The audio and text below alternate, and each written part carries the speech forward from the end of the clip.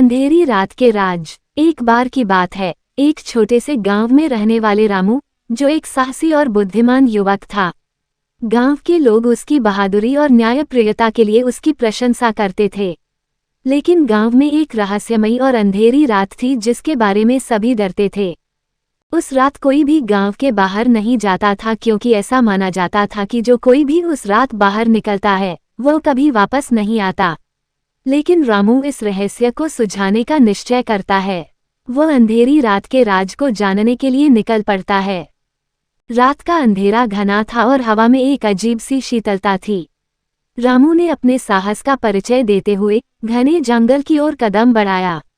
जंगल में उसे कुछ अजीबोगरीब आवाजें सुनाई दी और उसे एक पुराना मंदिर भी दिखाई दिया।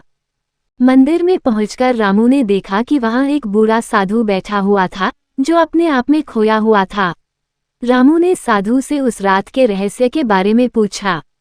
साधु ने उसे बताया कि यह रात एक शापित रात है, जिसमें एक प्राचीन बुराई का साया गांव पर मंडराता है।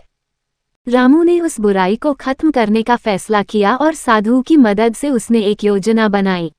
उन्होंने गांव वालों की मदद से एक बड़ा उत्सव आयोजित किया और सभी गांव वालों को एक साथ लाकर उस बुराई को दूर करने के लिए एक पवित्र अनुष्ठान किया।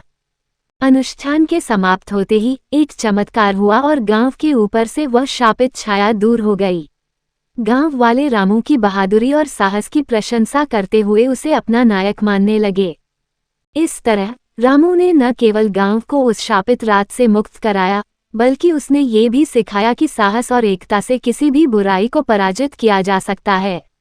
अंधेरी रात के राज ने गांव वालों को ये भी सिखाया कि कभी कभी हमें अपने डर का सामना करना पड़ता है ताकि हम उसे पराजित कर सकें।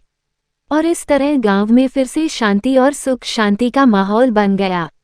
रामू अपने साहस और बुद्धिमत्ता के लिए सदैव याद किया जाता रहा।